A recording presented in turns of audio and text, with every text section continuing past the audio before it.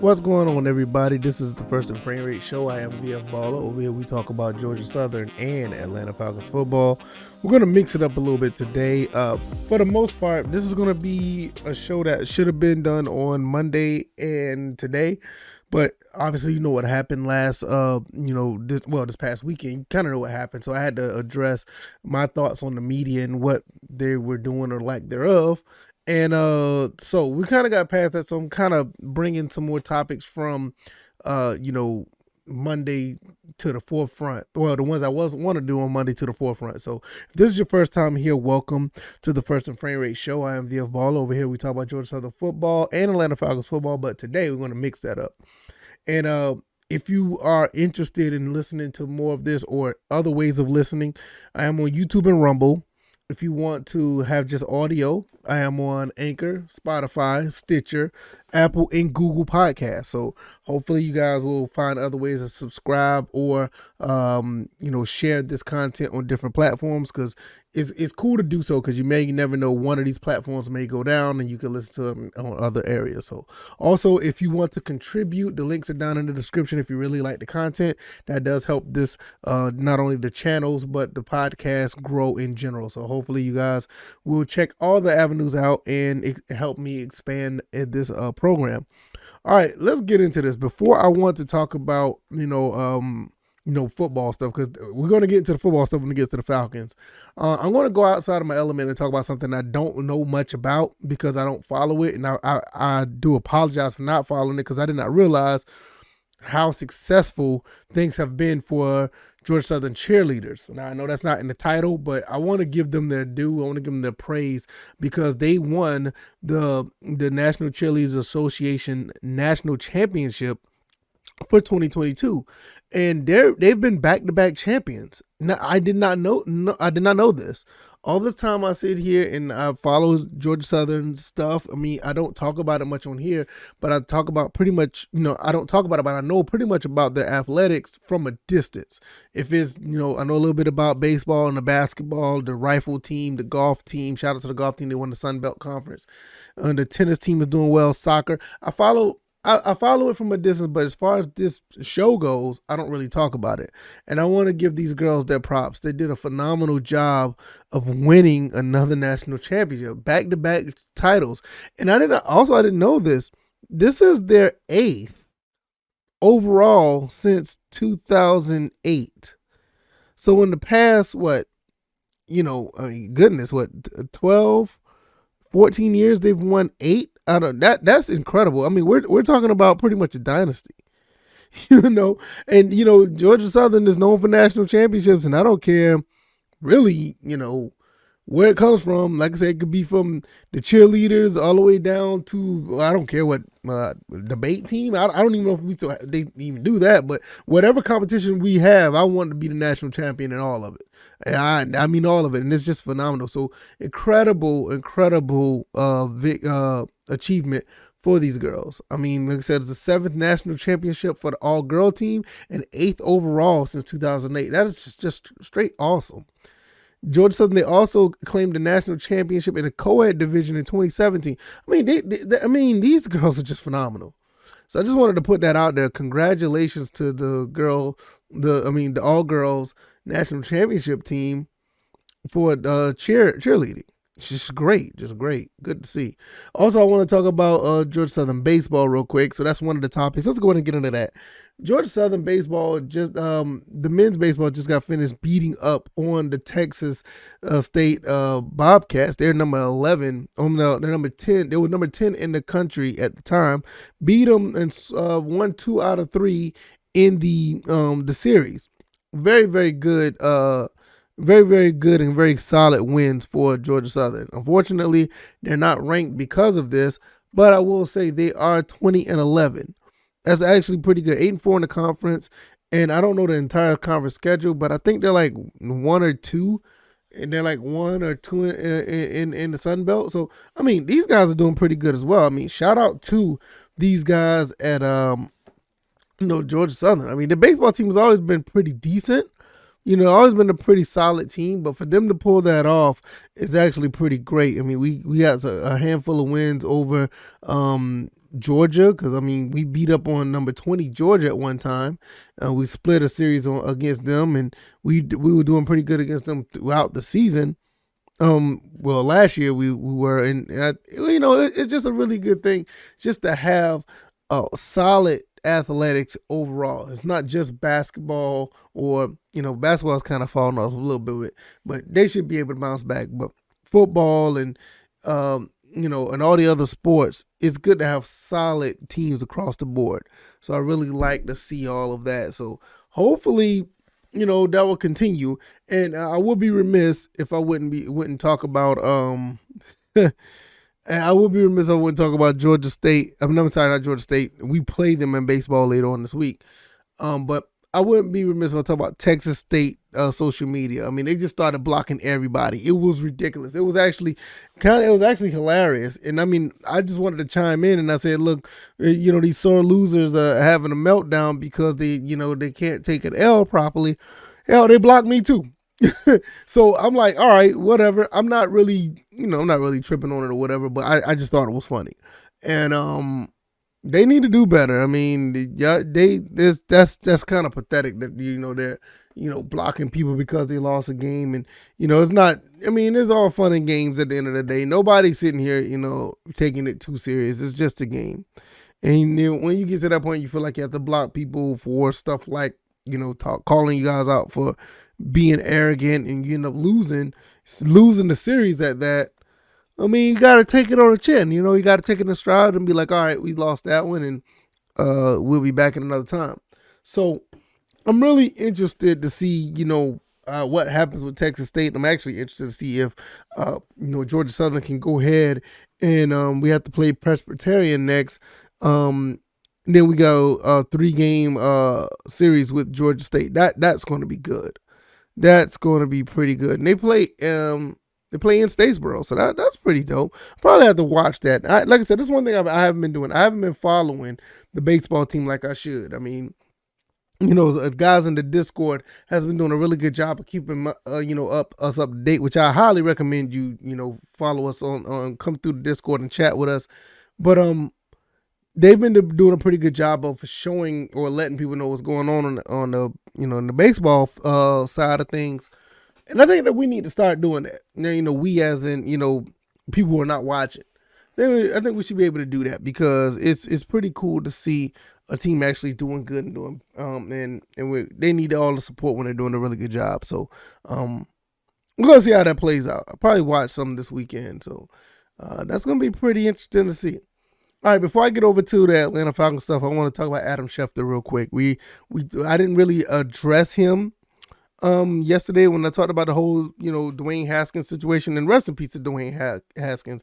Very tragic what happened to him. Well, Adam Schefter had some very, insensitive remarks, but he since then apologized. He apologized publicly yesterday. So that's really cool to see that he publicly apologized and let people know how, wrong he was and how things, could have been done better. And, sometimes I don't really care about people's apologies because I feel like if you have to apologize on something that could have been avoided, it was basically meant to say that you meant to do it. And if you meant to do it, then just stand by it, So I feel like, in most cases, I look at people's apologies and be like, all right, okay, they apologize. And just shrug my shoulders, keep it moving. But I will say in this instance, I believe that Adam Schefter was sincere with his apology. I believe that he realized that he messed up. I think he realized that he didn't put things out the right way. And I know the mob is still going to go after him. I mean, that's just something he's going to have to live with. I mean, Adam Schefter has been under so much scrutiny because of some things he's done prior to this Dwayne Haskins things that I don't want to get into. But I feel that he has he's just going to have to take that. I think he did the best thing that he could was apologize, and that's cool. It's okay to apologize and move on.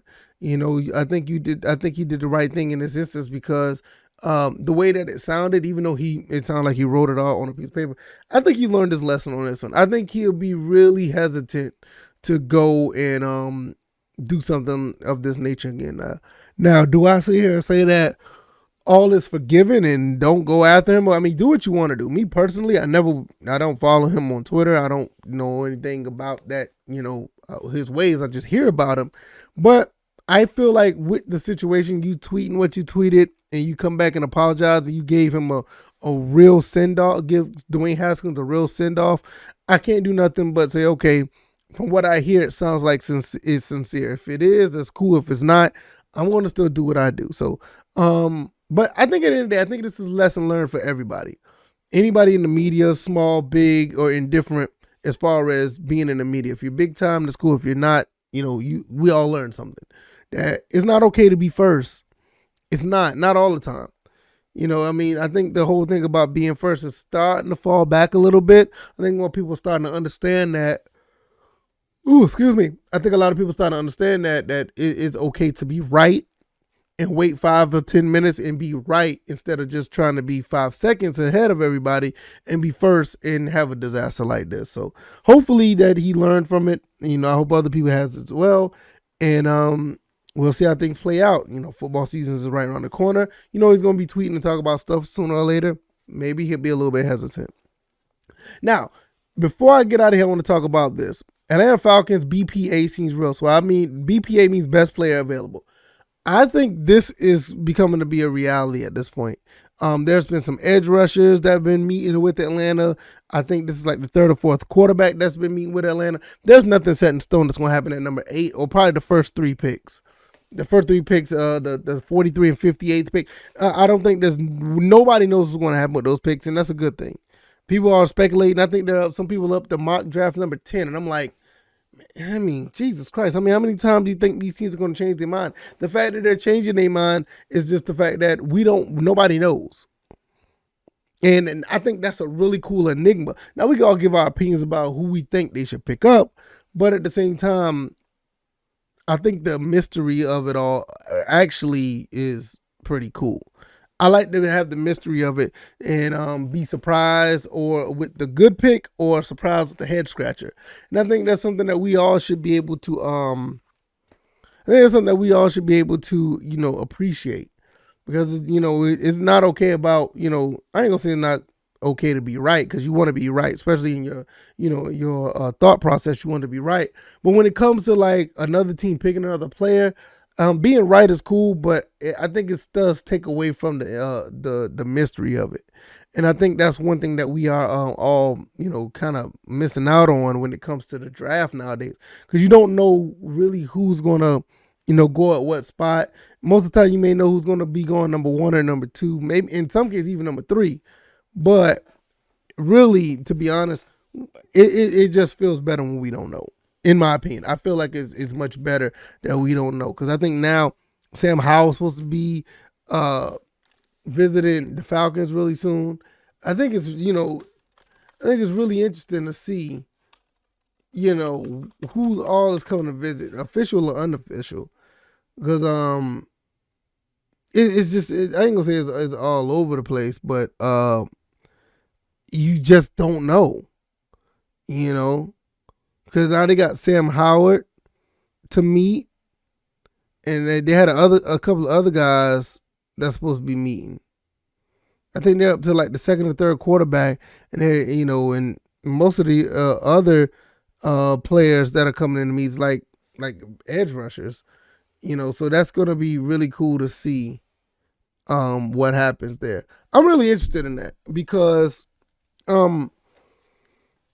when you're doing the draft, because I think last year I did a draft, a live stream, and it was fun because I had a couple of guys with me. We were all in the chat talking, and every time when my team picked something, it was a little exciting. It's not really exciting when you really kind of know, but it's like really exciting when you like really see what this team is thinking about, what they are actually trying to do, what Terry Fontenot and them are trying to put on the field. Because last year we kind of saw it. The whole Kyle Pitts, Chris Dahlman, I think Dahlman was a rookie.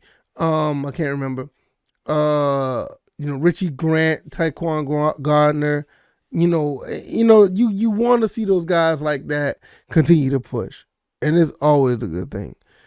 So always try to, get those guys better and put those guys out there. And then you bring in the second batch of guys in the draft. We just don't know who they're going to pick. I think it's going to be a lot of smart picks, and the best player available is, for the most part, smart pick.